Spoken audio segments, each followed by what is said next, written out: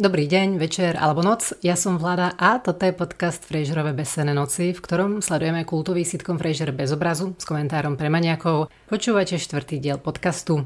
4. epizóda má názov I Hate Frasier Crane. U nás vyšla ako stĺpček Dereka Mana. Ja tu končím so slovenskými prekladmi, pretože to nemá asi úplne cenu. Osobne si myslím, že aj tak väčšina z nás poznáme Frasiera podľa deju, nie podľa názvu. Ruku hore, kto si pamätá viac názvov ako Zrodil sa cár, Darovaný kôň a Rande s ockom. Tomu pôvodnému názvu nenarazila som na to, že by to mal byť odkaz tak ako v predošlých dieloch na niečo iné, ako len na dej samotnej epizódy. Možno, ale to je len moja teória, to I Hate Frasier Crane, teda nenávidím Frasiera Cranea, možno sa tam trochu zrkadlí Frasierov názor na seba samého, pretože na konci tejto epizódy sa podľa mňa nezachová úplne ako on, ako ten Frasier, ktorým je, ale pekne po poradí. Otváracia scéna, Frasier hrá na klavíri. Je to niečo veľmi pekné, veľmi krátke, ale dosť ľudí to zaujalo. Niektoré názory tvrdia, že je to iba improvizácia. Kelsey je dobrý v hraní na klavíri a často v rôznych dieloch improvizuje, ale potom si niekto všimol, že tie prvé tóny sa nápadne podobajú na song od Patsy Cline Crazy, čo je taký top sladiačik zo 60-tok. A ja som si vypočula inštrumentálne prevedenie skladby Crazy. Ja sa tiež pridávam k tomu názoru, že to je ono. Minimálne začiatok, potom už Frasier asi skutočne improvizuje. Keď sme pri tej hre na klavíri, tak Kelsey Grammer aj David Hyde Pierce skutočne vedia hrať a výborne.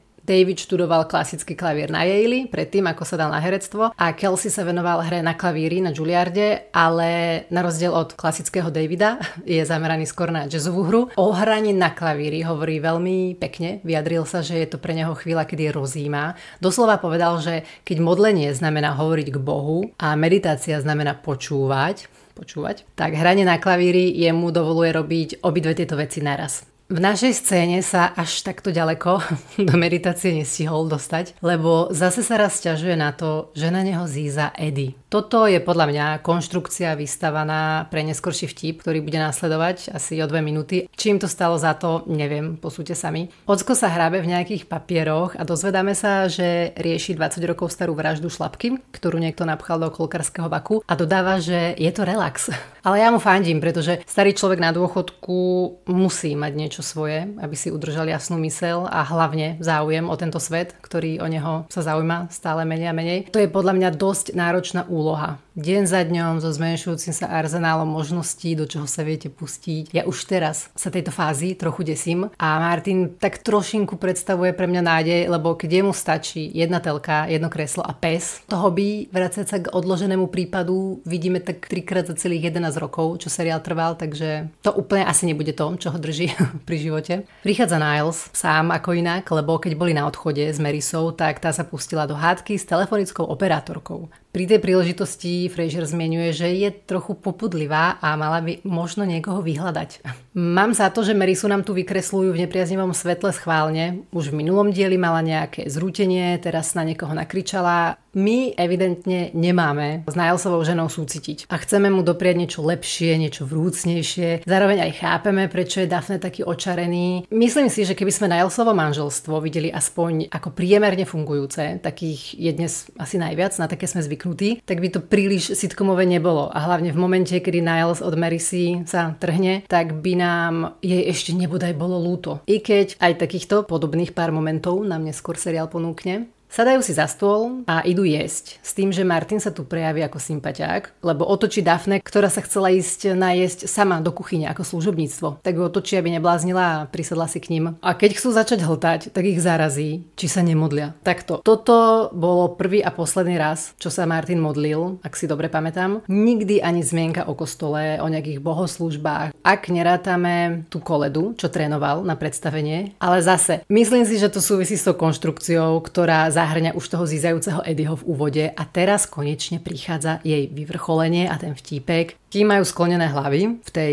neúprimnej modlitbe, Niles sa samozrejme vpíja očami do Daphne a Frasier si v tej chvíli všimne, že Eddie zase na neho čumí, na čo je z nejakého dôvodu alergický, tak ho okríkne. A Niles si myslí, že kričí na neho, takže z toho je tá vtipná scénka. U nás to ale vyznelo trochu čudne, pretože v našom preklade Frasier kričí nečum stále na mňa a Niles sa strhne a vykrikne, že nečumí. Ale v origináli Frasier hovorí iba prestaneš už čumieť. Tam nie je dané na koho a preto sa Niles strhne, že ho Frasier odhalil. ako sa nevie vynadívať na Daphne. Toto je vyvrcholenie scénky, na ktorú potrebovali teda tvorcovia 2 kroky, zízajúceho Eddieho a modlenie.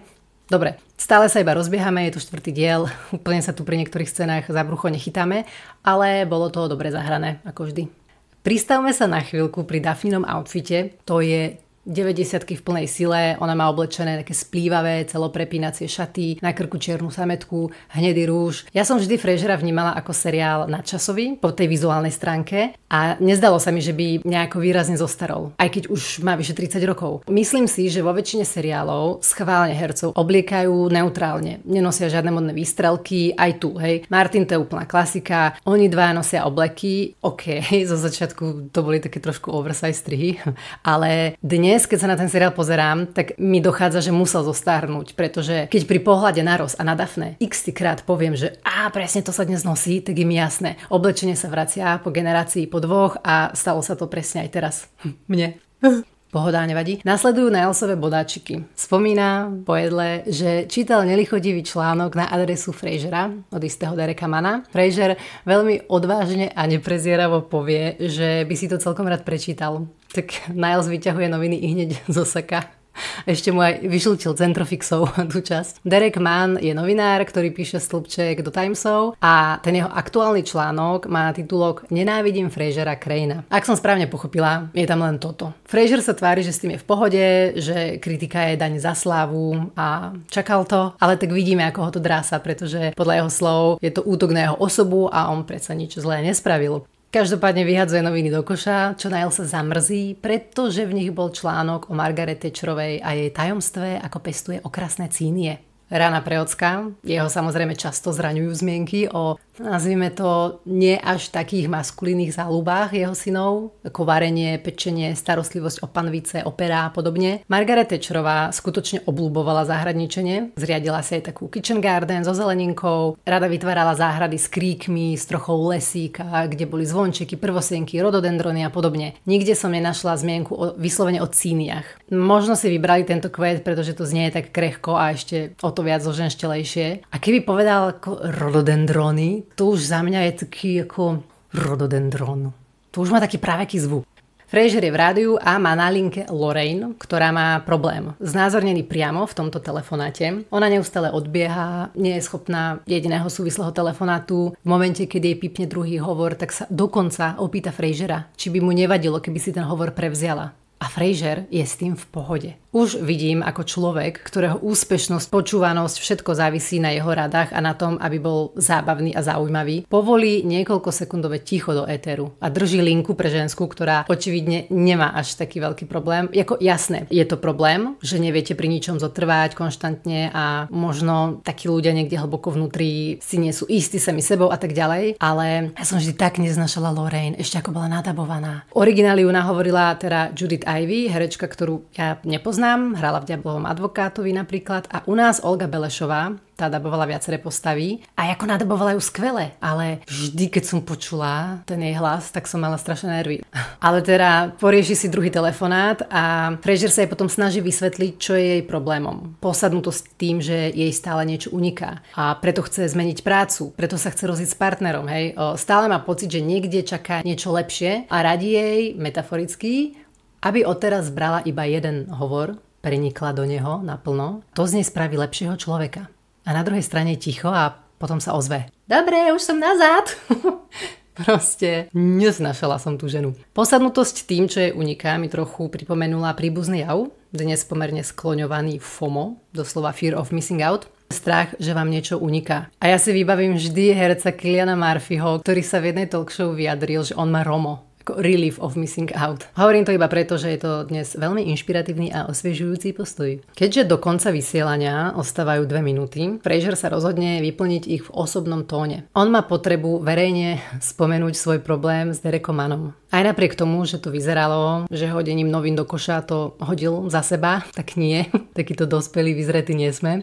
Oboznámuje ľudí s tým, ako ho včera teda Derek Mann urazil a podnikne protiútok, pretože skritizuje Dereka Manna za to, ako nekompletne a nekompetentne podal svoj názor. Ak chápem dobre, že celý stĺpček bol skutočne len tá jedna veta, vyznieva to pre mňa tak, že toto práve Frasier kritizuje. On hovorí doslova: vraj nenávidím Frasiera Craina. Aká britská kritika. Ustúp, Voltaire, zalez do tieňa, H.L. Mencken. Prichádza nový pištolník. Koľko hodín sedel Derek Mann pred monitorom počítača, kým jeho rachitické prsty vyťukali to majstrovské dielo. No, takto sa tam odviazal. Spomenul tam Voltaira a Menckena. Prvý bol francúzsky filozof a asi najznámejší osvietenský spisovateľ z Francúzska. Harry Louis Mencken bol americký novinár, eseista, satírik a práve kultúrny kritik a ešte aj odborník na americkú angličtinu, ktorý si ako novinár osvojil dosť taký útočný, sarkastický štýl. Frasier naznačuje. Frasier hovorí, že títo dvaja sú nič v porovnaní s človekom, ktorý napísal kritiku o 4 slovách, ale inak je s tým v pohode, na kritiku je zvyknutý, čakal ju, je to daň za slavu a tak ďalej. Nakoniec mu ešte nepriamo zapraje skorú smrť. Milujem Frasiera v tejto polohe. Na druhý deň sedí v nervóze, keď ho tam vyhľadá jeho braček, aby mu znova ukázal nové Timesy, kde teda Derek Mann znovu pretriasa Frasiera a ten sa pýta Nilesa, či už má trasu, kadiaľ poletí.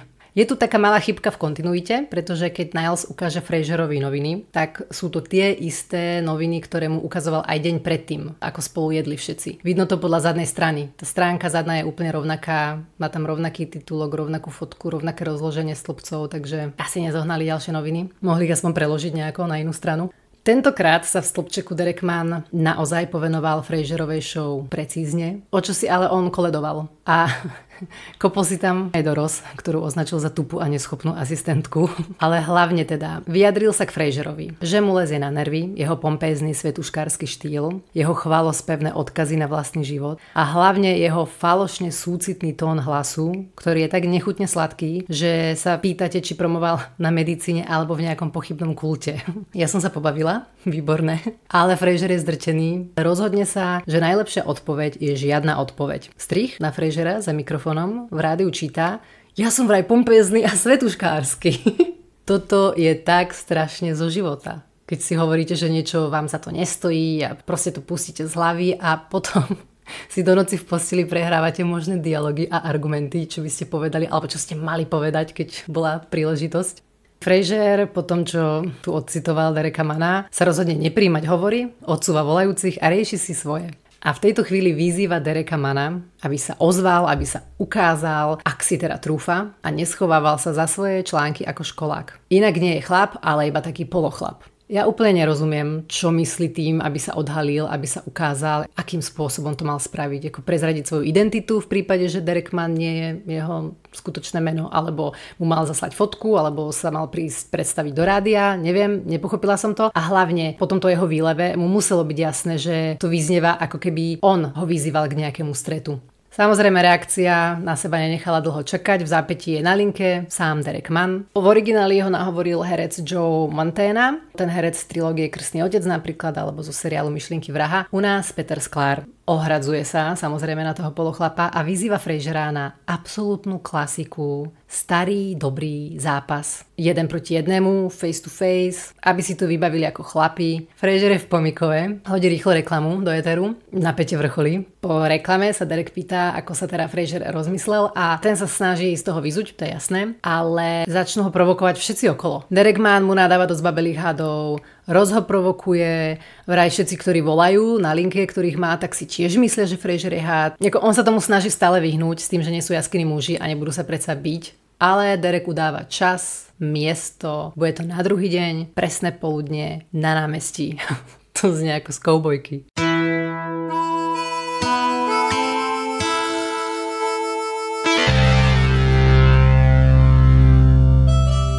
Ja sa smejem, pretože nás čaká hĺbkový ponor do histórie a pravidel duelov, aby sme si nakoniec porovnali, ako to v prípade týchto dvoch hrdinov vyzeralo. Duel je skrátená verzia slova duelum a to pochádza z latinského duo, čiže dvaja a bellum, takže vojna medzi dvomi. Duel vnímame najmä ako stretnutie dvoch osôb, ktorého cieľom je obnoviť česť, poskytnúť uspokojenie tomu urazenému, ale hlavne je dôležité, že celý tento priebeh duelu sa riadi presne danými pravidlami. Tie zmenky o dueloch nachádzame už v staroveku, v rímskych dejinách. V stredoveku bol veľmi rozšírený tzv. Boží súd, ktorý sa uskutočňoval v prípade, že nemali ľudia dostatok dôkazov na rozhodnutie súdom. Ten zneúctený človek žiadal satisfakciu v ozbrojenom súboji. Tam mala Božia vôľa preukázať vinu u porazeného a nevinu u toho víťaza. Buď teda to bol naozaj súboj, alebo sa chodilo po rozstavenom železe napríklad, odtiaľ porekadlo dobrého nepáli, lebo kto to zvládol, tak ten bol nevinný, alebo sa ľudia zväzovali a hádzali do vody, reku kto vypláve, tak ten je nevinný, alebo sa im podávali jed a kto prežil, tak bol nevinný a tak ďalej. Ale keďže často dochádzalo práve k úmrtiam nevinných ľudí, no tak cirkev aj svetská moc postupne tie Božie súdy zakazovali. Oficiálne ten zákaz padol v roku 1215, ale je jasné, že ešte dlho potom sa spory riešili týmto spôsobom. Nám sú ale, myslím si, známejšie tie stredoveké duely, kedy sa nimi neriešili už nejaké súdne spory o majetky, ale hlavne tie osobné urážky. Často sa ale účastníci nechávali niekým zastúpiť. Ten niekto si z toho urobil aj živnosť. Vznikali celé skupiny ľudí, ktorí sa živili tým, že chodili po krajinách a zastupovali ľudí a proste mlátili sa na život a na smrť. V tom stredoveku sa používali bojové zbranie podľa spoločenského postavenia. OK, tá šlachta a rytieri, samozrejme meč, kopia a štít. Nižšie vrstvy sa bili palicami, kijakmi, sekerami. V období renesancie potom vymenili tieto škaredé primitívne zbrane za kordy, takže za dlhé, tenké, ostré meče, ktoré boli určené už na bodanie, nie na sekanie. V tomto období už sa prestalo s tým zastupovaním, to sa považovalo za zbabelosť. Inak, že vraj v tomto období sa ustálil zvyk, že žena chodí napravo a muž naľavo, pretože muž mal na ľavej strane kord, ktorý keď potreboval tasiť v prípade nebezpečenstva, tak by mu to dlhšie trvalo. Zároveň by to dáme zavadzalo. Kordy neskôr nahradili pištole a v dobe romantizmu sa tieto súboje rozšírili aj medzi mešťanov a hlavne medzi študentov. Ak to doteraz znelo, že duely spôsobovali problém najmä tým dvom ľuďom, ktorí sa ho zúčastnili, prípadne nejakej bližšej rodine, nie je to tak úplne pravda. Duely predstavovali pre spoločnosť stále väčší problém. Napríklad vo Francúzsku začiatkom 17. storočia zomrelo za pár rokov asi 8 000 ľudí. V Spojených štátoch trebárs sa duely stali súčasťou politickej kultúry. Tam sa vyzývali prezidenti, ministri, senátori. Vo vojne za nezávislosť sa postrieľalo mnoho oficierov. Samovraždy sa za to schovávali, aristokrati často vyviazli bez trestu. Duely v Amerike boli fakt veľký spoločenský problém. Tam armáda vďaka tomu strácala skúsených dôstojníkov. Prišli o život dobrí politici, právnici, stovky mužov, ktorí nemuseli a mohli tú spoločnosť posunúť, no tak boli mŕtvi. Preto sa zavadzali špeciálne opatrenia, ktoré mali tých duelantov odradiť od machrovania. Trebárs, dôstojníci, ktorí sa duelu zúčastnili, tak mohli byť zbavení hodnosti. Alebo nemohli byť povýšení. A hlavne, čo najviac zabralo, keď sa dôstojník zúčastnil duelu a zomrel, tak jeho vdova a deti strátili nárok na dôchodok a na podporu. Približme sa smerom k nášmu územiu. Súboje v Uhorsku sa začali praktizovať vo väčšej miere, teda najmä od 70. rokov 19. storočia a takisto sa týkali hlavne dôstojníkov a takisto sa to často zneužívalo. To bolo asi na celom svete rovnaké. Veľakrát tým dôvodom na súboj bol iba uprený pohľad, ktorý sa považoval za drzý, alebo že ste neúmyselne vrazili do nejakého dôstojníka na ulici. Niekedy dokonca prebiehali duely bez toho, aby si tí dvaja poriadne vyjasnili príčinu svojho sporu. Súboje sa stali pre mnoho mladých, cieľavedomých dôstojníkov pomerne ľahká cesta, ako si zvýšiť svoju spoločenskú prestíž. Vďaka čomu tí dôstojníci vyslovene vyhľadávali tieto súboje. Ja si neviem ani predstaviť, aké to tam muselo byť časté. Tam vás niekto vyzval na súboj a vy ste mu povedali: "Fú, o druhej, vieš čo, tam už mám niekoho iného. Dajme to o 3:30, pretože sa budem chcieť ešte nájsť predtým." Dobre. Jednak jednej zahrané. Čo ma prekvapilo pri tejto téme, ja ju poznám samozrejme hlavne z filmov, z kníh a tam väčšinou jeden z nich vždy zomrie. Takže som si myslela, že v dueli ide vždy o to, toho človeka zabiť. A ešte som sa čudovala, že ten, čo bol vyzvaný, tak to prijímal relatívne v pohode, tak som si hovorila, OK, česť mala kedysi asi oveľa väčšiu cenu ako dnes a život možno naopak, lebo v čase neustalých vojen a chorôb a tak ďalej. Ale pravdou je, podľa toho, čo som teda vyňúrala, že väčšina duelov neskončila smrťou. Podľa záznamov z 18. a 19. storočia, kedy boli najrozšírenejšie, 70 až 80% duelov skončilo fakt iba ľahkým zranením a iba 10 až 15% bolo smrteľných. Často sa strieľalo do ruky, do nohy alebo do zeme. Niektorí duelanti zámerne míňali a strieľali do vzduchu alebo do zeme, čím dali najavo, že oni nechcú zabiť toho druhého. Proste sa iba dostavili, aby očistili svoje meno, prijali to riziko, ukázali odvahu, ale nešlo im o samotné zabitie. Škoda len, že neboli výnimkami prípady, kedy jeden schválne minul, ale druhý už cielil presne.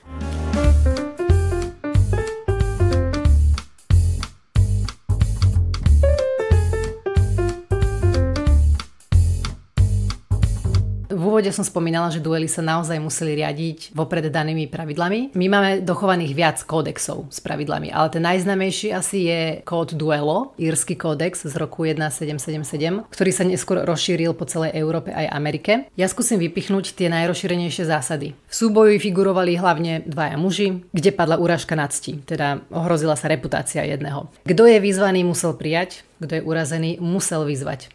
Kto odmietol jedno alebo druhé, tak bol považovaný za zbabelca.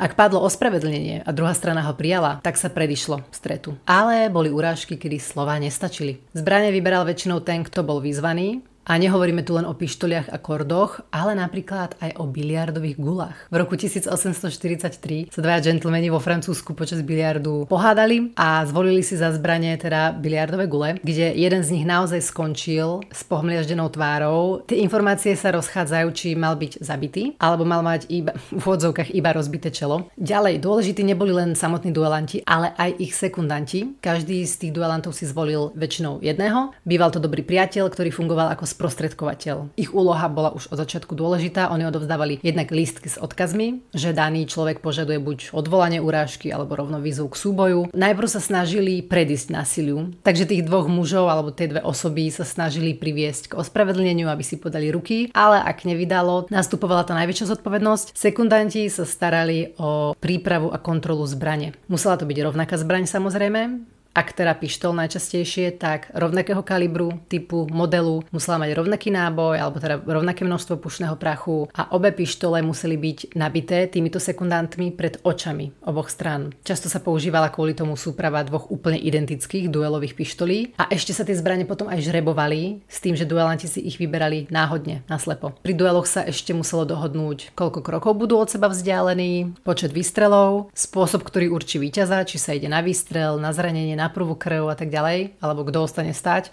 Na mieste stretu boli okrem duelantov a sekundantov ešte aj lekár a často nejakí svedkovia alebo notár, pretože po výstrele sa to všetko zapisovalo, aby sa predošlo chaosu. Ak niekto zomrel, tak ten druhý síce mohol čeliť trestnému stíhaniu, ale často sa to prehliadalo, pretože ten duel prebehol čestne. Boli tam svedkovia, bolo to všetko zapísané. Ale hovorím, veľakrát sa to skončilo tak, že ostali obidvaja nažive, podali si ruky a šli na pivo.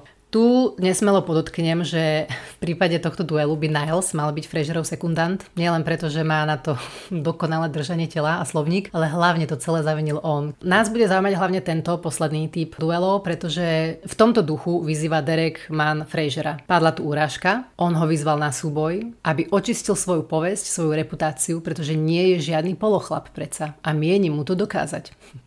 Dobre, aby sme videli, ako takéto súboje najčastejšie prebiehali a ako aj končievali, poďme si spomenúť zo pár tých najzaujímavejších. Začneme Amerikou, divoký západ, rok 1865, oblasť Missouri. Tam sa proti sebe postavili divoký Bill Hickok, to bol fešáčisko s dlhými nazrzlými vlasami, atletické postavy, čo v čase teda, keď ste boli fešák len vďaka tomu, že ste mali aspoň 4 zuby, to musel byť úplný zjav. Oproti nemu stál hazardný hráč Davy Studd. Stretli sa vraj na ulici, mali medzi sebou nejaké nezhody ohľadom dlžôb z hazardu, myslím, že tam bola aj urážka divokého Billa, pani manželky, takže tasili zbrane, vraj boli 68 metrov od seba vzdialení a prvý síce vystrelil Tad, ale ten sa aj zvalil mŕtvy na zem, pretože divoký Bill síce vystrelil druhý, ale oveľa presnejšie a trafil ho presne do srdca. Takže sa stal legendou a ľudovým hrdinom amerického divokého západu. Ostaňme ešte v Amerike. Určite vám niečo hovorí stret Hamiltona a Burra. To bolo v roku 1804 v štáte New Jersey.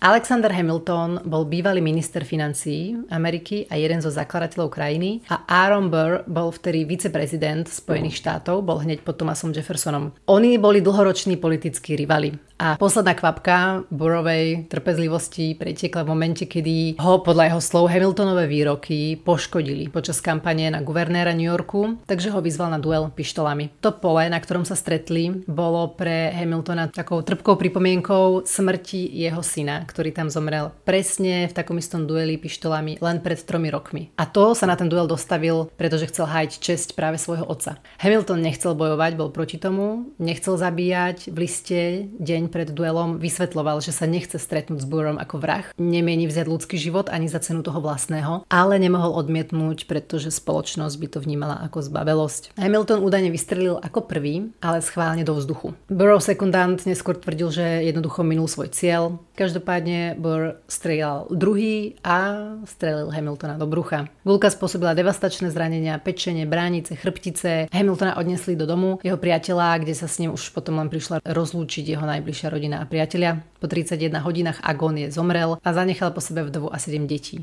Tento duel šokoval celú krajinu a Burr síce nebol nikdy odsúdený, ale jeho politická kariéra skončila, bol nenávidený, diskreditovaný, nepomohol si. Poďme do kultivovanej Európy, kde sa snažia prebodnúť dve polonahé ženy švíhajúce kordami. Bolo to už na sklonku 19.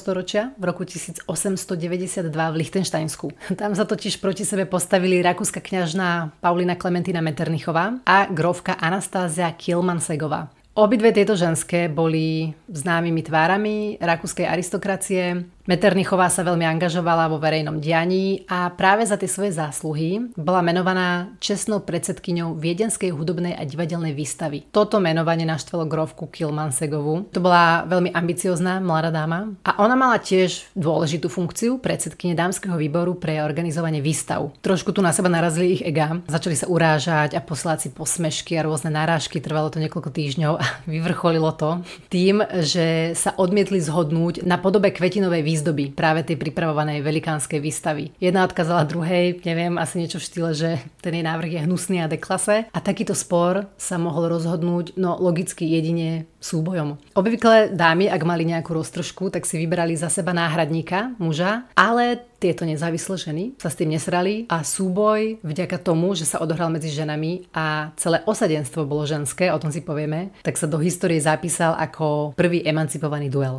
Totiž aj tie role sekundantov obsadili ženy, konkrétne kňažna Schwarzenbergová a grófka Kinská a ako zdravotník bola prizvaná poľská baronka Lubinská. Jediní muži, ktorí tam boli sluhovia. Práve baronka Lubinská odporúčila ženám, aby sa vyzliekli od pasa hore, pretože sa často stávalo, že sa do rán dostala špina z oblečenia, rana sa infikovala, zapálila a tak ďalej. Dámy sa teda vyzliekli a bojovali hore bez. Baronka Lubinská vraj okrikovala tých sluhov: odvráte svoje chtivé oči, vy úbohí chlípnici. Dohodol sa boj s kordami do prvej krvi a podľa tých dobových správ grófka ľahko zranila Metternichovú na nose, pričom ale Metternichová hneď na to prebodla grófke pred laktie. Obidve sa cítili víťazkou, hej, pretože Metternichová ju predsa poranila viac, ale grófka bola tá prvá, ktorá preliala krv a také boli pravidlá. Nakoniec sa ale podľa všetkého pomerili a všetko dobre dopadlo. Sú názory, že celý tento príbeh je vymyslený. Ja som videla nejaké ofotené články na internete z archívov, presne z toho roku, ktoré písali o tom, ako sa to udialo, ale ja nepoznám skladbu a trendy dobovej tlače, takže možno naozaj boli bežné takéto vtipné klebety, prifarbené. Ťažko povedať, ale ja celým srdcom verím, že sa takéto amazonské klanie skutočne udialo.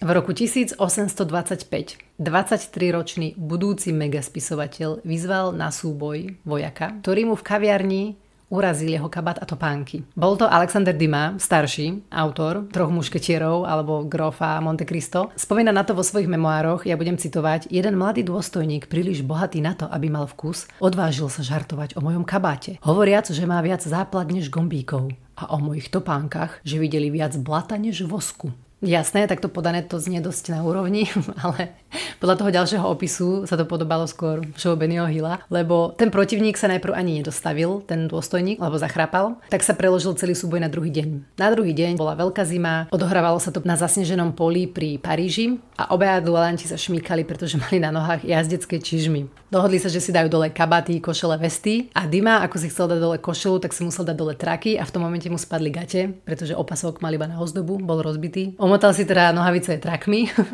a potom, keď sa pustili už do samotného šermu, tak sa stále šmíkali a padali. Tí sekundanti ich zdvíhali zo závejov. Napriek tomu chaosu Dima formálne vyhral súboj, pretože poranil protivníka na ruke, len veľmi ľahko. Podľa etikety si podali ruku a zmierili sa. Môj obľúbený duel z čias romantizmu. Nič romantickejšie ako mladosť, zmarený život, dievča, potenciál politického vzpiknutia. Nádherné posledné slova. Nemôže existovať.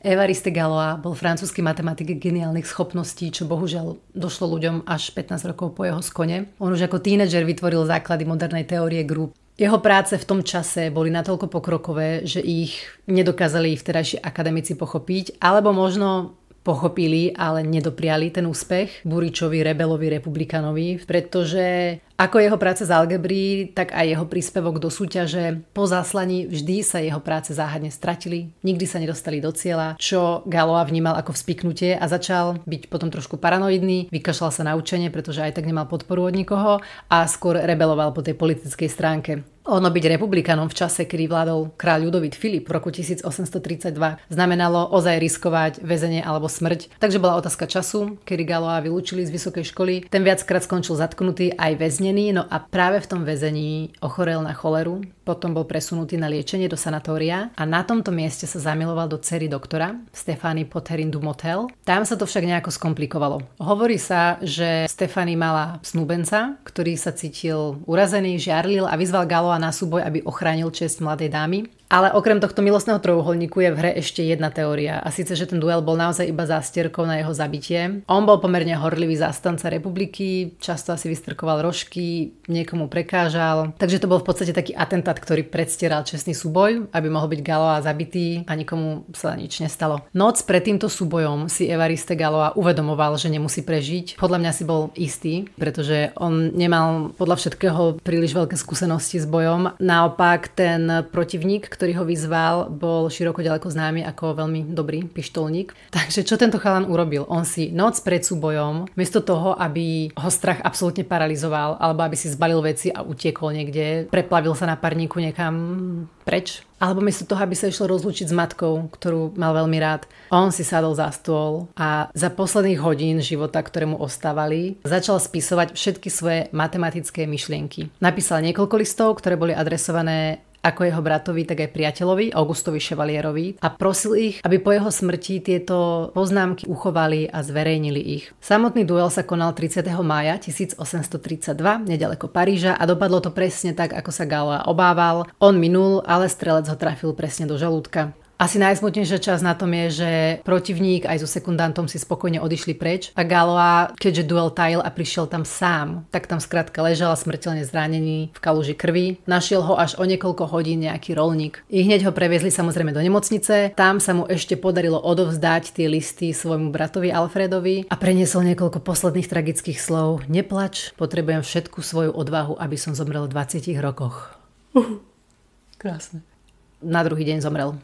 Našťastie jeho brat aj priateľ zhromaždili všetky tieto listy a urobili tak, ako si želal. Poslali ich matematikovi, Josefovi Liouvilleovi a na toho spravilo to Galoisové dielo tak obrovský dojem. Trvalo 15 rokov, kým tento matematik všetky tie listy prečítal, prenikol do nich, očistil ich, upravil ich. Nakoniec sa mu podarilo aj zverejniť ich a po 15 rokoch táto nočná záveď vzbudila senzáciu práve preto, že Galois po niekoľkých storočiach podal kompletný postup, ako sa riešia rovnice s neznámou v 5. mocnine. Takto. Aby sme si uctili jeho pamiatku, bude fajn si povedať, o čom je reč a prečo vzbudili jeho teórie takú senzáciu. Ja keď som sa to snažila pochopiť, tak mi zoskratovali obvody, pretože bohužiaľ, čo sa týka matematiky, ide mimo mňa. Ale aj z toho, čo som si prečítala a čo by som v praxi nikdy nevedela použiť, mi je jasné, akú ohromnú vec rozriešil Vyskúšam vám to podať tiež. Vraj niekoľko stoviek rokov sa riešil problém kvintickej rovnice, pretože sa snažili matematici nájsť všeobecný vzorec na jej vyriešenie. Tak ako sa dajú podľa nejakého konkrétneho vzorcu riešiť rovnice nižších rádov, tak sa snažili matematici nájsť všeobecný vzorec na vyriešení rovnice s neznámou v 5. mocnine a tých vyšších samozrejme. Nikomu sa to nedarilo. Až nakoniec prišiel Galois s odpoveďou, ktorá hovorila, že niektoré rovnice proste nemajú žiadny vzorec, ale on vie presne povedať, ktoré to sú a prečo. Pripomínam, že tento chlapec mal od 17 do 20 rokov, kedy to pochopil a vysvetlil. Prišiel na to v chaotickom období, kedy ho každú chvíľu väznili, kedy vo Francúzsku prepukávali politické nepokoje, zažíval osobné sklamania, presne v tom čase sa mu vlastnou rukou zabil jeho otec. A keď si spomenieme na tie odmietnutia, na vyhadzovi zo školy, prakticky mal nulovú podporu od učiteľov. Nedostalo sa mu žiadneho uznania, nikto ho nepoklepal po ramene, jasne, robíš to dobre, pokračuj v tom. Tak on dokázal dať dohromady túto teóriu. Tie jeho listy, ktoré písal niekoľko hodín pred súbojom, boli teda jednak plné poznámok matematických, ale rovnako sa tam lúčil s bratom, s priateľmi, nechal pozdravovať mamu, ktorú veľmi miloval a zmienil tam, že bol vyzvaný na súboj, pravdepodobne so zradou v pozadí, ktorému nerozumie, ale musí sa ho zúčastniť, hoci nedobrovoľne. Tragické, ale zároveň odvážne, klobúk dole, že v seba tak veril. Boli prosby, aby tie poznámky matematické poslal brat ľuďom, ktorí by ich mohli pochopiť. Písal tam: neviem, či niečo z tohto má skutočnú hodnotu, ale dúfam, že vedci budúcnosti to raz pochopia. To je proste strašné, že si neužil ani trochu slávy, satisfakcie alebo uznania počas takého krátkeho života. Ďalej písal: teraz už viem, že zomriem zajtra ráno. Objímam ťa z celého srdca, môj drahý priateľ, a hovorím ti, neplač za mnou, umieram v mene slobody, v mene pravdy, v mene svojej viery. Ak sa posunieme iba o 5 rokov dopredu, iný génius podľahol v dueli, takisto strelnému zraneniu. Tentokrát to bol Alexander Puškin. Ten vyzval francúzskeho cukríka, fešného baróna, Georgesa Charlesa Rantesa, na ktorého leteli vraj ženy aj muži, a ktorý šiel po jeho žene Nataši ako po údenom. Dosť otvorene sa jej dvoril na verejnosti, a keďže Puškin bol extrémne žiarlivý a vznetlivý, hoci sám býval neverný, tak sa rozhodol vyzvať Francúza na súboj. Sám Puškin dueloval často, ale bohužiaľ, tentokrát to malo byť naposledy. Ten duel sa odohral na predmestí Petrohradu a podľa všetkého boli dohovorené veľmi tvrdé podmienky. Bežne stali muži od seba vzdialení 25 až 30 krokov, tak tentokrát išlo iba o 10 krokov, čo dávalo jasnú výhodu tomu, kto mal právo prvého výstrelu. No a tým bol práve vyzvaný, čiže Dantes. No a hneď jeho prvý výstrel zrazil Puškina k zemi. Bol zasiahnutý do brucha, kulka mu prederavila čreva a roztrieštila pánvovú kosť. Duel chceli odpískať, ale nejako sa mu podarilo nadvihnúť s tým, že ešte on má právo vystreliť. Zamieril, vystrelil, trafil a potom sa zosunul k zemi. Dante sa ale trafil len veľmi decentne, bolo to škrabnutie na ruke. Puškina potom odviezli domov, kde sa o neho dokonca staral sám osobný cárov lekár, ale nepomohlo to a o 2 dní skonal. Dantes bol degradovaný, vyhostený späť do Francúzska, kde potom odštartoval úspešnú politickú kariéru. To na série. Ja dúfam, že som vás príliš nenudila, mňa tieto duely extrémne pohltili. Ja som vám ich ale všetky predostrela, aby ste videli, aké kruté, nezmyselné, bizarné, krvavé konce mávali takéto výzvy k očisteniu cti. A ako málo sa to podobá na to, či mal prejsť Fraser. On by dostal možno pár do zubov alebo do žalúdka, pokrčil by sa mu oblek. Najhorší by bol asi zlomený nos a jasné, asi by sa pár ľudí zasmialo. Ale ja si myslím, že on sa oháňal tým svojim postavením, ale v skutočnosti mal obyčajný strach a nie z bolesti. Podľa mňa v 40-ke sa človek už nebojí fyzických vecí alebo fyzickej bolesti tak ako v detstve. Ale bojí sa strápnenia. Bojí sa prostého výsmechu. Ten obom krajnovcom stále spôsobuje traumičky. Väčšinou podľa mňa ľudí brzdí v rozlete alebo v risku, v zmenách nejakých práve ten strach z neúspechu, z nepochopenia alebo z poníženia sa. Ono v konečnom dôsledku, keď sa ponížite, keď sa vám niečo nepodarí alebo keď sa strápnite vo svojich očiach, tak jediný, ktorý bude toho svedkom po celý váš život, ste vy sami. Tých ľudí, ktorí pritom budú sa škeriť alebo si na vás ukazovať prstom, už nikdy neuvidíte. Je to vaša hlava, ktorá sa tým bude potom non-stop trápiť. Ak máte teda takú povahu, tak si to bude prehrávať. A podľa mňa tohto sa Fraser bál. Toto je ťažké prekonať len tak tak zo dňa na deň, na to sú potrebné roky terapie. Ale on to nikomu nepovedal, nikomu sa nezveril, takže sa rozhodol zahrať to do autu, veď sa nezlakol, veď výzvu prijal. Za chvíľu sa to dozvie aj ocko a nebude úplne toho názoru. Sme teraz u Frasera doma a sledujeme Martina a Daphne. Martin sa stále hrabe v tých svojich papieroch vraždy a Daphne zachytáva z fotiek, že obeť sa volala Helen a mala 4 bratov. Martin ani nedýcha, čaká, či sa jej podarí ešte zistiť niečo, čo by ho teda doviedlo k vypatraniu vraha. A Daphne vidí aj muža, ktorý kráča po dlhej chodbe v baloniaku a je to Fraser. Je to Fraser, ktorý v tom momente v baloniaku vchádza do bytu. Daphne sa ospravedlňuje, že teda signály sa jej niekedy pletú. Tu je taká ďalšia menšia logická chybka, pretože ten muž mal ísť po dlhej chodbe, ale my vieme, že Fraserov byt je hneď oproti výťahu, asi meter. Oproti výťahovým dverám sú dvere jeho bytu, takže nešiel po žiadnej dlhej chodbe.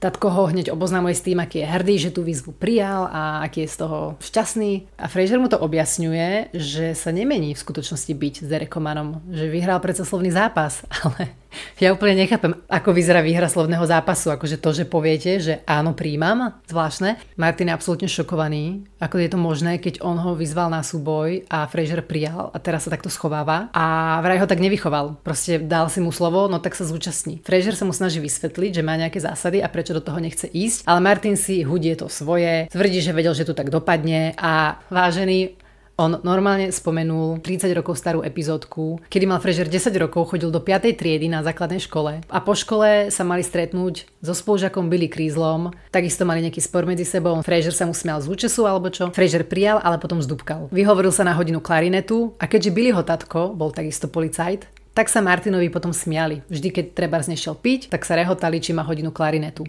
Takže ono to vyzerá, že preto to teraz Martin núti svojho syna do nejakej podivnej rehabilitácie, lebo on vlastne nevykrýva, že mal zaostalých kolegov. Ja chápem, že chcete mať syna, ktorý, alebo dceru, to je jedno, chcete mať dieťa, ktoré drží slovo, ale nezaškodilo by aj trochu pochopenia. Fraser sa bráni, že tá situácia je teraz úplne iná, nemá 10 rokov, nebude sa predsa biť, má istú pozíciu vybudovanú, ale jeho otec tieto argumenty nepríjma. Pre neho to je táranie o štúdiu, o postavení v meste, ale v skutočnosti je to zase len hodina klarinetu.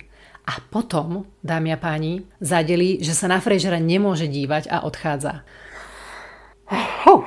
To je silný kaliber.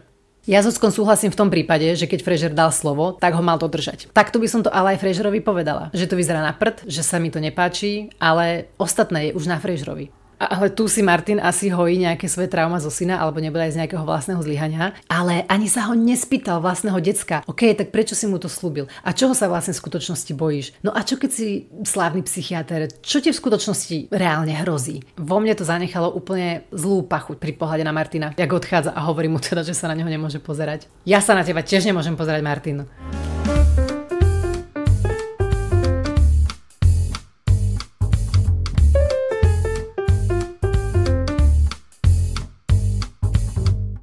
Strih Fraser je napoludne, tak ako sa dohodli s Derekom Mannom, v nervóze, pred ktorou na námestí sa má odohrávať tá bitka. Kamaráti moji, on podľahol tlaku okolia, tlaku svojho otca, Ross, poslucháčov, tlaku možno vlastného strachu, že bude vyzerať ako zbabelec a naozaj sa tam dostavil a ide sám proti sebe a proti svojim zásadám. Vonku pred kaviarňou sa zbieha Dav a Niles, kto iný ako Niles, informuje, že už tam stoja sekretárky so sendvičmi, deti s balónikmi, obchodníci. Mňa by zaujímalo, čo predávajú, či merch, alebo ide o normálnych obchodníkov. Fraser podotýka, že chýba už len mexická kapela. Načo je oboznámený s tým, že aj tá už vybaluje. A Niles sa potom pýta, prečo to vlastne robí. Tak mu Fraser odpovedá, že to Billy Creasl. A Niles sa strhne, kde? Fraser sa mu zverí v tomto momente so spomienkou, ktorú mu teda obuchal o hlavu ocko, ako pred bratmi Creaslovcami ako 10-ročný utiekol a odvtedy vraj uteka stále. A dnes sa to má skončiť. Toto je jediný moment, ktorý znie rozumne. Človek sa väčšinou starým strachom postaví tak, že pri novej príležitosti sa zachová inak. Neutečie, ostane, zoberie to riziko a prejde si tým momentom, pred ktorým toľkokrát uhol, tak teraz si ho prežije naplno a nejak v sebe prepíše ten vzorec. Áno, ale keby sa k tomu rozhodol sám, bez toho tlaku okolia, asi by ma to hrialo pri srdiečku trochu viac. Niles si povzdychne pri tej spomienke na ZDčku, prečo si z nich stále niekto robí terč. A pritom si pilníkuje nechty. Tieto ich flashbacky do minulosti, kedy svorne ako deti trpeli šikanou a tak nejako nevedeli prečo, to sú za mňa najvtipnejšie momenty celého sitcomu a zvlášť keď vidíme, že človek sa príliš nemení ani v dospelosti, že stále rieši podobné veci, reaguje podobným spôsobom. Padlo tu meno Billyho Creasela. Billy Creasel skutočne existoval a skutočne terorizoval Davida Leeho. Ja pri tejto príležitosti zmienim, že práve tento diel režíroval David Lee. To je jeden z tých troch tvorcov hlavných sitcomu. A je to taká moja teória. Nie je to nikde potvrdené. Ja som nenašla žiadny rozhovor, kde by David Lee hovoril o tom, že je to inšpirované skutočnými udalostiami a tak ďalej. Ale ja som našla informácie o tom, že s Billy Creaselom mal na strednej škole veľmi podobné problémy a dáva mi zmysel, že si vybral práve preto režírovanie tohto dielu. Skoro celú prvú sériu režiroval James Burrows, občas Andy Eckerman alebo nejaké iné mená a sám David Lee režiroval iba 2 diely a z toho bol jeden tento. Podľa mňa bola táto téma pre neho návisosť osobná a citlivá, tak sa rozhodol, že možno si takto prejde nejakou terapiou alebo to chcel mať skrátka viac pod palcom, nasadí ten správny tón, ktorý to malo mať. Každopádne, ak je vám to meno Billy Creasel známe, tak máte excelentnú pamäť, na rozdiel odo mňa, lebo v sitcome sa objavilo hneď niekoľkokrát. Aj v dieli Seed of Power, čo je v druhej sérii 11. epizóda, kde príde opraviť záchod Frasierov spolužiak zo strednej, tak to je ten Billy Creasel. Akurát, že v tom záchodovom dieli s ním mal problém hlavne Niles, ktorého šikanoval, strkal ho do záchoda, robil s ním ten cyklón, s malým hajzlom dolu s malým Nilesom dolu hajzlom alebo niečo také. A potom v tomto dieli za tým Billym Creaselom dokluše aj jeho brat Danny a s ním mal zase problém Frasier v škole. Títo dvaja bratia šikanovali našich dvoch bratov. A podľa mňa aj tento Danny bol skutočnou postavou, pretože Billy mal brata a nie jedného. Danny sa síce nevolal ani jeden, ale mal brata Davida, ktorého volali Dave. Takže možno Dave, Danny. A ešte v jednej časti Svadobný otec, Father of the Bride, je to 7. séria, 2. epizóda. Tam sa Niles pýta: Frasier, pamätáš si, ako ma bratia Creaselovci priviazali k psovi a hádzali mu párky, aby ich aportoval? V origináli to bolo ešte horšie. V origináli hádzali mäsové guličky nemeckej doge po príjazdovej štrkovej ceste. To je ešte bolestivejšie. A Frasier mu vtedy odpovedal: bol by som ti pomohol, ale klačala na mne ich sestra. Aj tá sestra existovala. Ja som si našla celú tú ich rodinku podarenú. Creaselovci boli 4 chalani, Bill, Douglas, David a Gary a mali sestru Sandy. Presťahovali sa do Claremontu v roku 1956 a navštevovali tú istú školu, ktorú aj David Lee, Claremont High School. Ten Claremont je univerzitné mesto v Los Angeles a je známy, pretože tam je 7 vysokých škôl, na ktoré sa hlásia študenti z celého mesta, z celého sveta. Je to krásne, kultivované miesto, plné zelene historických budov. V roku 2007 dokonca bolo označené ako 5. najlepšie miesto k bývaniu v Amerike a 1. v Kalifornii. A vďaka tomu, že tam je taký vysoký počet stromov a vysoký počet obyvateľov s doktorátom, tak je to mesto známe ako mesto stromov a filozofie. V tomto prostredí vyrastal David Lee a zároveň aj Creaselovci. A ja mám za to, že v každom dieli, kde sa spomína nejaká šikana, David Lee práve spomína na túto Claremont High School a na túto rodinku. Ja som o nich skúsila niečo zistiť. David a Douglas Creaselovci sú už po smrti. Gary Creasel, o tom som nenašla nič. A tá ich jediná sestra Sandy, celým menom Sandra Sue Creasel, bola športovkyňa, hrala tenis, potom sama vyše 25 rokov trénovala tenis v Los Angeles. Podľa jej slov vyrastala so 4 bratmi a bola trochu taká divoška, čiže sa naučila dobre hádzať a odpalovať loptičku. Pre mňa je fakt ľahko predstaviteľné, že by práve ona mohla tiež si trošku prisadiť v tej šikane Davida Leeho. Najviac sa ale skloňuje v seriáli meno Billyho. Ja som na webe ich strednej školy v časti In Memoriam so spomienkami spolužiakov, ktorí teraz spomínajú na tých, ktorí už nie sú medzi nimi, našla niekoľko zmienok o Billym. O ňom sa vyjadrovali ľudia v peknom duchu, samozrejme o mŕtvych len dobre, ale poskladali ste si z toho celého obrázok, že Billy Creasel bol naozaj typ spolužiaka, s ktorým sa nebolo rádno zahrávať, bol vraj drsný, mal často strety práve s Davidom Lee, ale aj s ostatnými. Veľa študentov sa ho bálo. Pamätajú si ho ako jedného z najlepších športovcov, ktorý vedel robiť skvelé saltá, bol jeden z najlepších skokanov o žrdi, peroxidoval si vlasy, čo muselo byť v 60. rokoch zaujímavé. Jeden dotyčný tam napísal, že dúfal, že sa dá Billy Creasel dohromady a bude športovať tak, ako jeho starší bratia, ale nestalo sa.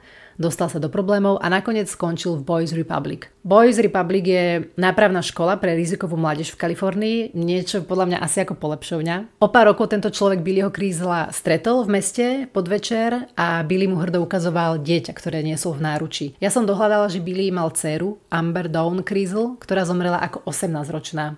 Nezistila som prečo, čo sa stalo. Ja si myslím, že to mohlo byť to bábätko, ktoré on vtedy niesol toho večera v náručí. Amber Kreisel zomrela v 97.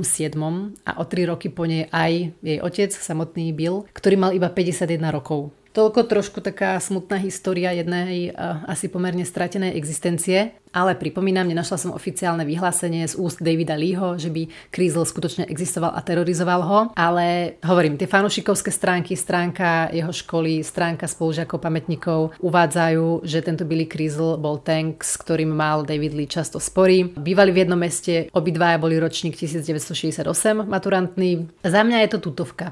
Napadlo mi aj to, že v Amerike, kde sa súdia za takmer všetko, by si David Lee teoreticky mal dať pozor, aby spomínal presné meno, ale je možno, že si povedal, no a čo, kašlem na to už, po toľkých rokoch, už som veľký, alebo to mal s Billym dávno vyriešené a toto bolo také pomrknutie na neho, že mu spravil radosť, aby teda ostal nesmrteľný, ťažko povedať. Fraser by nesmrteľnosť asi ocenil v tej chvíli, ako tam stojí v nervóze a pripravuje sa, pretože je nervózny, dáva si dole kravatu, o chvíľu už to má vypuknúť. Prichádza ocko, ktorý je rád, prišiel podporiť svojho syna, vraj vycítil, že sa tam Fraser nakoniec dostaví. Fraser zistuje u Daphne, či náhodou nemá nejaké tušenie o výsledku. Tá mu hovorí, že má, ale to nič, môže sa mýliť. Čo mu asi úplne nepomohlo. Ross do ňoho vkladá trošku väčšie nádeje. Hovorí mu, kde bude stať, keby náhodou jej chcel hodiť odriznuté manovo ucho. Ja som si vždy myslela, že ide o náražku na Mikea Tysona. A ten incident s Evanderom Holyfieldom, kedy behom boxerského zápasu teda Mike Tyson mu odhryzol ucho. Ale to sa stalo až 4 roky po natočení tejto epizódy. Jedinou indíciou bolo pre mňa tá seniorita, tak som trochu zapatrala a možno, že to má spojitosť so španielskou koridou, teda bičími zápasmi, pretože tam sa odrezané ucho býka dáva ako čestná trofej tomuto toreadorovi. Na konci zápasu rozhodca zhodnotí, ako dobre Matador zvládol celý ten zápas, teda techniku, odvahu, štýl zabitia a tak ďalej. Za výnimočne dobrý výkon sa dajú dokonca 2 uši a ak je to asi absolútna podívaná, neviem, tak 2 uši a 1 chvost. Ucho býka je znakom víťazstva a odvahy. Matador sa postavil smrti, zvládol ju s eleganciou a niekedy ho práve venoval seniorite. Zvyčajne to bola jeho milenka, obdivovateľka alebo nejaká prominentná dáma z publika. Väčšinou ho vtedy zabalili do bielej šatky alebo stuhy, aby to nebolo pohoršujúce, keď jeho podával a aby si hlavne nezašpinila drahé šaty. V niektorých prípadoch sa toto ucho usušilo, konzervovalo a toreador si ho nechával ako osobnú pamiatku. Taký Manuel Laureano Rodríguez Sánchez, známy ako Manolete, rodák z Cordoby, jeden z najväčších španielských toreadorov 40. rokov, mal vraj týchto uší viac ako 120. On zomrel v 47. len ako 30-ročný práve na následky napadnutia 500 gramov... Ja to tu schválne nechám, predstavte si 500 gramov. 500 kilogramovým býkom. Mne sa ohromne páči na tomto seriáli, aké odkazy využíva. My tu máme spor intelektuála, kultúrneho človeka, tak prečo to nekoncipovať ako duel a ešte do toho aj neprimiešať senioritu a ucho? Za mňa skvelé. OK, ani toto Fraserovi nehrozí. Žiadny bíčí roh v slabine, nič, ale aj napriek tomu sa úplne klepe a nepomôže mu ani to, že niekto tam vyhliadol z okna a zbadal Dereka Mana a vraj je teda obrovský. Klasika nám ho vôbec neukážu, čo je asi dobré, lebo predsa len niekedy tá predstavivosť si vygeneruje presne to, čoho my by sme sa obávali najviac. Ja napríklad by som sa asi ani tak nebala obrovského chlapa, ale skôr niekoho v štýle Big Bho z Trainspottingu. Ja keď vidím vychrtlého psychotického typka, ktorý na mňa môže vyťahnuť nôž, sám ani nevie prečo, ja sa takéhoto človeka bojím viac ako chlapa s rukami ako lopaty. Podobne bol opísaný aj Hagrid a vieme, aká to bola pusinka. Daphne v poslednej chvíli dáva ešte radu za všetky drobné a síce, že koleno v rozkroku pomôže, čo je samozrejme neodiskutovateľný fakt, ale ja som našla na internete, že by sa to nemalo. Takto, pokiaľ ide o bitku v sebeobrane alebo ničím neurčenú len obyčajnú pouličnú bitku, kde cieľom je prežiť, tak smelo do toho. Mierte na všetky zakázané miesta, ono nenáhodou sú zakázané, takže gule, hrtan, zátylok, oči. Ale pokiaľ ide o súboj, ktorý má ochrániť česť, tak potom je úder do rozkroku, do očí alebo treba sa spoza chrbta vnímaný ako podpásovka. V takých chvíľach sa očakáva, že dvaja chlapi si to vybavia čestne, pesťami, rovno, bez podrazov a koleno do rozkroku by tu pôsobil práve ako prejav zúfalstva alebo slabosti. Nechajte ma povedať bez urážky, že koleno do rozkroku je podľa mňa presne to, čo by Niles zvolil ako prvé. Podľa mňa koleno do rozkroku a útek. Niles tu súri, že keď si chcú chytiť dobrý výhľad, tak musia ísť z kaviarne už von. Ale Fraser ich prosí naopak, aby ostali dnu, pretože by ho rozptylovali vonku. Vychádza hrdo z kaviarne na námestie a v tom momente sa ozýva tá mexická kapela, ktorá vybalovala, čo je za mňa úžasný detail. Konkrétne pejú skladbu Cielito Lindo, čo je mexická ľudová pieseň. Bežne ju hrajú mariachi kapely. Mariachi je tradičný mexický hudobný žáner, ktorý má korene v 18. storočí v západnom Mexiku a stal sa symbolom mexickej kultúry. Od 2011. je aj zapísaný na zozname kultúrneho dedičstva UNESCO. Určite viete, o čo ide. Nabehne veľká skupina Mexičanov v takých fajnových vyšívaných oblečkoch, sombréroch. Väčšinou ten ich repertoár zahrňa tradičné piesne ako La Ranchera, polky, valčiky, serenády a texty týchto mariachi piesní sa týkajú hlavne lásky, zrady, smrti, politiky, revolučných hrdinov a života na vidieku. Toto teraz hrá, keď Frasier vychádza von a vnútri ostávajú teda Martin, Ross, Daphne, Niles, ktorí sledujú a komentujú to dianie vonku. My duelantov nevidíme, je to napínavé, obchádzajú sa, strkajú sa, ale než k niečomu zásadnému stihne prísť, tak počujeme sirény, nabehne polícia, roztrhne ich od seba a Frasier je zahnaný do nervózy, kde mu policajti pohrozia, takto sa spory neriešia a keď odídu, tak cez Frasiera sa prejaví absolútna vlna eufórie z toho svojho platonického výkonu, pretože je šťastný zo skutočnosti, že bol pripravený pobiť sa. Potil sa, kolená mal mäkké, srdce mu išlo vyskočiť, v ústach mal sucho, cítil sa super, podľa jeho slov. To sú presne tie príznaky, z ktorých majú niektorí ľudia regulárne fóbiu.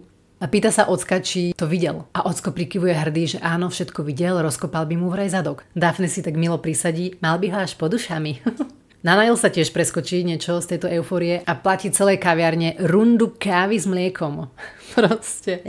Je tu bitka, ktorá sa neuskutočnila a oslavuje sa v kaviarni presom a mliečkom. Samozrejme v realite tí policajti boli narafičení, išlo o Martinových bývalých kolegov. On tu prenesie, že nepodporuje samozrejme bitku, ale išlo o ten sľub, o slovo chlapa. A keďže nemal v syna dôveru a vedel, že by ležal po prvej rane, tak to poistil takto policajtmi. V mojich ušiach znie toto ako solidná manipulácia, že do toho Frasiera najprv donúti tým, že sa urazí, prejavuje mu svoje znechutenie nad ním, vystaví ho stretu a potom ho ani nenechá si prejsť týmto iniciačným rituálom.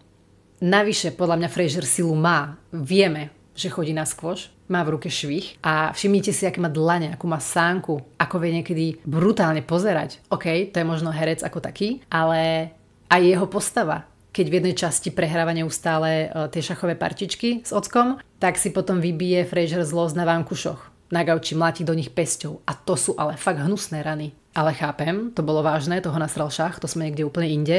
Podľa mňa by nevedel udrieť človeka, keby sa nedostal do takéhoto amoku a už vôbec nevonku pred zrakmi ľudí, deťmi s balónikmi.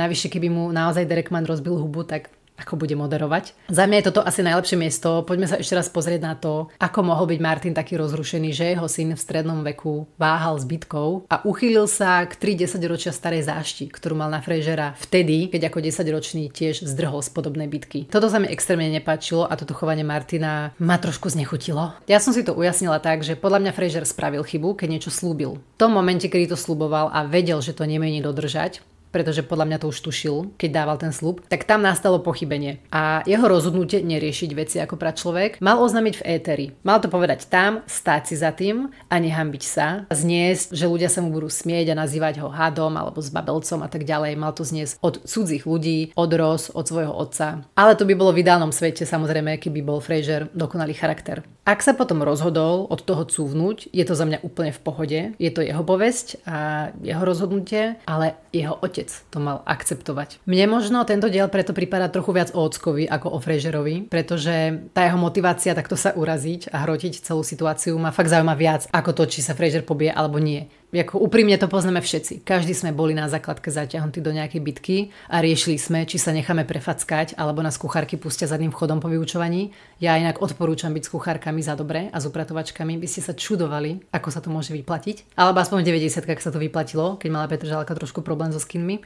Nechajme Frasiera aj Martina so svojimi démonmi, nie sú bez chyby. Vytrpia si toho ešte oveľa viacej. Ja sa na to budem tešiť v ďalšom dieli, v ktorom bude fokus tentokrát naozaj na Ocka a na jeho love story so susedkou, ktorú prosím pekne zbalil netradične stolkovaním cez ďalekohľad rovno do okna. Dovtedy vám ďakujem za pozornosť, držte sa, nepočúvam vás, ale som s vami.